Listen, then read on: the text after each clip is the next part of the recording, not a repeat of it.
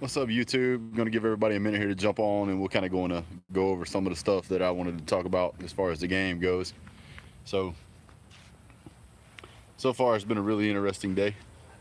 Certainly can't complain with the way things are going on, but we're gonna give them a minute, see what we can come up with.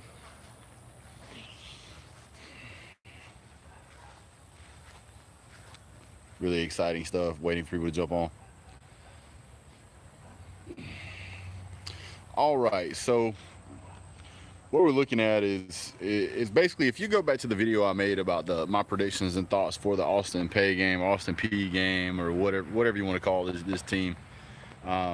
You'll just change everything I said from the past tense, or excuse me, from the future tense to the past tense, because now everything I said pretty much happened. I said Georgia was going to go out there and hang anywhere from 40 to 50 points on the board. That happened. Said Georgia was going to go out there and do about 300 yards on the ground. We did like 284. I said we were going to do 150 yards or more through the air. I think we did about 220. So, I mean, as you can see, Georgia did not really struggle to do any of the things that I thought they were going to be able to do. So Georgia, hang on there. I don't know what just happened. Technology, gotta love it. So anyway, so as you can see, I mean, it pretty much went exactly to plan. Georgia knocked it out of the park, 45-0. We shut them out, which is an improvement over even what I thought we would do. I thought we would have some mistakes. You know, I said that I thought Justin Fields might get out there in the second quarter, but I wanted to push that prediction to the third quarter, and I mean that's pretty much what exactly what happened. Georgia went out there and, I mean, they went out there and did what they did. They showed that they're a dominant force to be reckoned with. So much to the point that the coach over there at the other side of the team went out there and said, you know what, man, can we get out of here a little bit early? There ain't no way we're gonna do anything against you guys. You guys are killing us. And Kirby, being the merciful guy that he is, said, sure, why not? Now, there's a couple of things I want to talk about. Justin Fields made some rookie mistakes. That one pass he threw, we're lucky they didn't get picked off. Let's see, what else? Oh, yeah, the targeting at James Cook, that was terrible. I can see how it happened, but I don't know. That's a mistake that James Cook made. He should have saw that guy waved that, wave for fair catch. Granted, the fair catch was waved for pretty early. I don't know if James Cook just missed it or was looking down or if somebody was in the way whenever he tried to, whenever he started to run down the field. So, I mean, he hit that guy. He hit him with his helmet. I mean, there's absolutely no doubt in my mind that was a targeting call. That was the right call and exactly what should have happened. He should have been called for targeting. He should have been kicked out of the game. And that's what they did. So he's going to miss the first half of next week, which is the right call. That was a dangerous play, and it was really unnecessary. We didn't need to do that. So that having been said, I also want to talk about the Kirby Smart Foundation. They donated $5,000 to the other team's head coach. I think it was the other team's head coach, Randy. I'm not sure how to pronounce that either. I'm terrible with pronunciation, so. It was a classy thing for Georgia to do. I think their GoFundMe account went from 20,000 up to 124,000. So that's one of the things that makes me proud to be a Dogs fan is that the Dog Nation will absolutely come out there and help other fans and other players. In the event of injury or a disaster or a catastrophic, something going on. So anytime that you see a fan base that'll come out and support the team and support other teams and other families, that gives you an idea that it's not just all about football, that it is a family, that we do care about other people out there. Now, there are people that are kind of razzing me a little bit because I was talking trash about Austin Peay. Look, guys, this is college football. We're gonna talk trash. I encourage it. If you want to jump in the comment section and get upset because I said your team is a bunch of FCF players and they can't play for D1 schools and they're not that great, prove me wrong. Get out on the field, prove me wrong. It's easy to do if it's not accurate. But I've been watching college football long enough to know that typically FCF schools don't do that well against SEC schools, especially the reigning, defending SEC champs. So it's not that I doubt anybody's passion or commitment to the cause or their courage out on the field. What I think is just a matter of the facts is that when you're playing with a bunch of five-star players that are playing against a bunch of other players that are not five-star players, you're not going to see you're not going to see a dramatic performance. Can it happen on any given Saturday? Absolutely, it can happen on any given Saturday, but that's typically not the case. You know, you got a team like Georgia going out playing against a team like Austin Peay's, whatever. They're just not going to be able to get out there and hold their own. So much to the fact that they threw in the towel early. I think Georgia was putting in fourth and fifth string somewhere by the middle of the third quarter, so the scoring slowed down. Kirby Smart was more interested in trying to get these guys some play time rather than running up a whole bunch of points on the board. And for all you people that think, especially as Georgia fans who love to see us hang a bunch of points on the board, look, it's not smart to get out there and hang 70 points on the board just because you want to show that you can. We know good and well we could have hung 70 points on the board. That's not the problem. Trying to hang 70 points on the board using your starters in a game that doesn't mean anything is a great way to get somebody injured and not have them later to play. It's terrible if you're doing that because you need to let those second, third, and fourth string guys get as much play time as possible, because the later we get in a season, the more likely it is that they're going to have an injury of some type and that you're going to need to lean on those guys. And if you haven't let them play all season because you were more interested in hanging points on the board, then it's a waste of everybody's time. It hurts the player, it hurts the team, and it hurts the fan base. Now, as far as hanging points on the board, it's nice to put up 40, 45 points, 50 points on a team that you completely blank. Get your point across. You're not going to drop down in the ranking because you didn't hang 70 points on them. Or you might say, oh, well, so-and-so hung 70 points on their team. So what? What matters is whenever you get to the end of the season that you're 12-0 or that you're 11-1 and you win the SEC championship. That's what matters. And even if you only win the SEC championship by 10 points or 20 points, you're still going to the playoffs.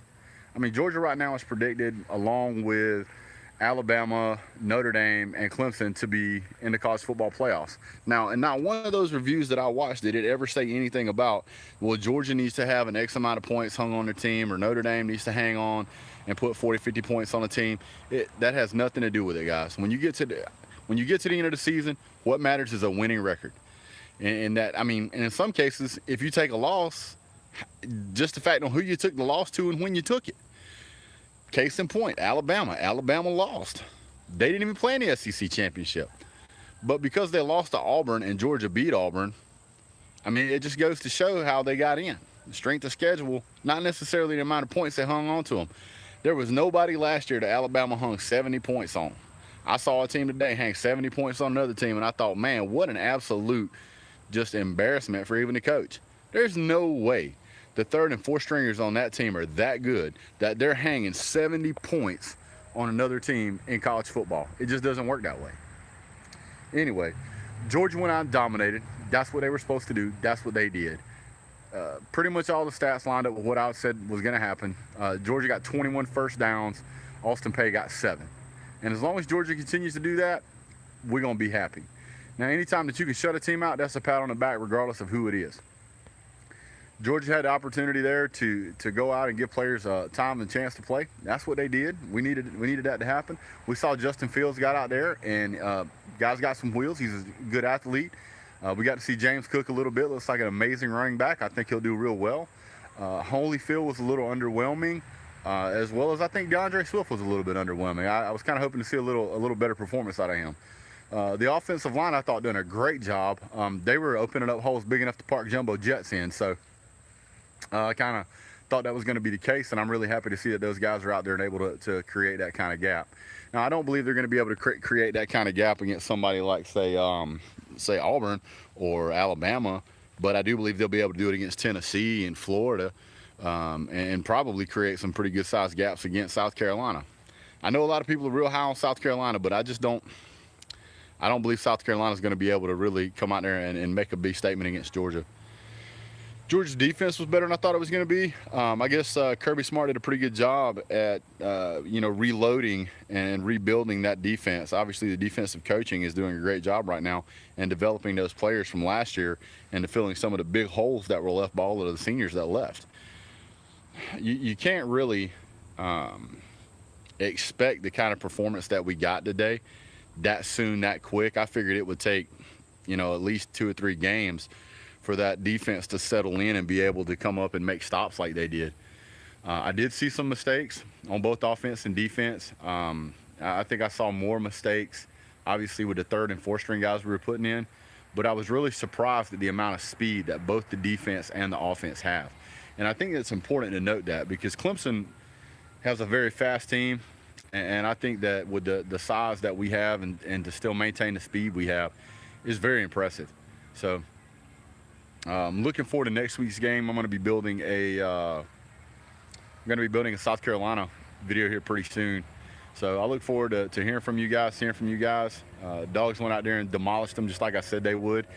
And to the fan, or to the, I don't know, I guess critic that was trashing me for trashing his team. Well, sir, you just did the same thing to me that I did to your team. So obviously it's not trash talk if we do it. You know, I said 40 to 50 points, which is what we did.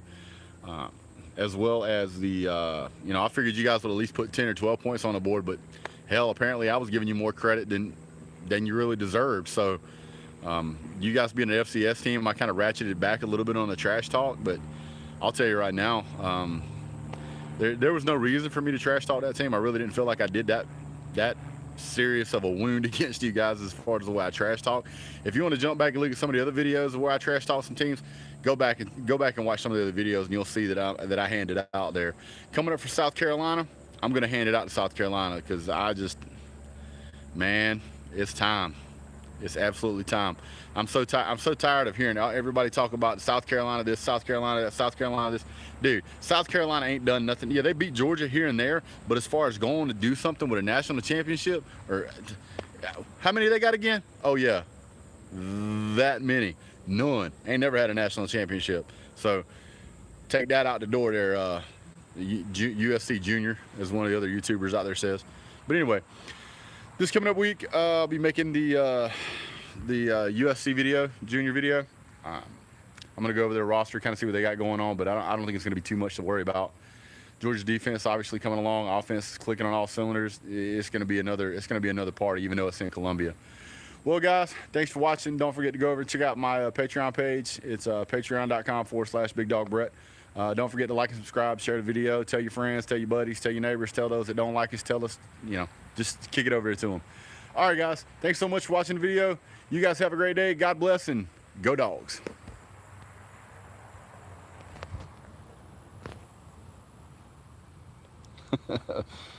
Still can't get this thing to work right. Have a good day, guys.